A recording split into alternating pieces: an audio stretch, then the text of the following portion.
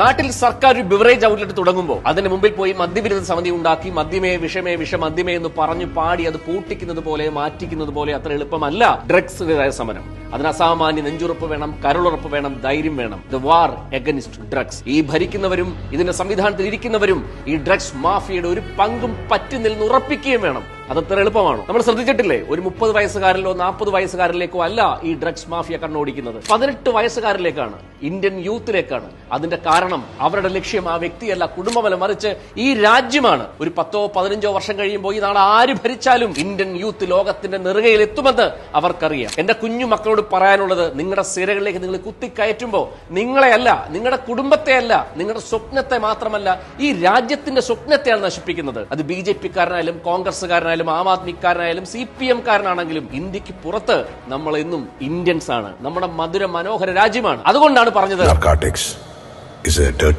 ഇപ്പോ നാട്ടിലെങ്ങും ലഹരിക്കെതിരെ ബോധവൽക്കരണ ക്ലാസുകളും പ്രതിജ്ഞകളും സമരങ്ങളും സിമ്പോസിയങ്ങളും സെമിനാറുകളുമാണ്. അതിന്റെ അപ്പുറത്തേക്ക് ഈ കുഞ്ഞുമക്കളെ ചേർത്ത് പിടിക്കുന്ന മഹനീയമായ ഒരു രത്നമുണ്ട്. പഞ്ചാബിൽ അത് ചെയ്ത് വിജയിപ്പിച്ചതാണ് മദേഴ്സ് എഗനിസ്റ്റ് ഡ്രഗ്സ്, MAD. കേരളത്തിൽ നമുക്ക് ഒരുമിച്ച് ഈ ഇനിഷ്യേറ്റീവിന് തുടക്കം കുറിക്കാം. ഞാൻ ഒരിക്കൽ കൂടി പറയുന്നു, MDMA ആണ് നമ്മുടെ കുഞ്ഞുങ്ങൾക്ക് സുപരിചിതമായ പദമെങ്കിൽ ആ പദത്തെ നമ്മൾ റീപ്ലേസ് ചെയ്യുന്നു. കേരളം ഒട്ടാകെ ക്യാമ്പയിൻ അലയടിക്കട്ടെ, മദേഴ്സ് എഗനിസ്റ്റ് ഡ്രഗ്സ്, MAD.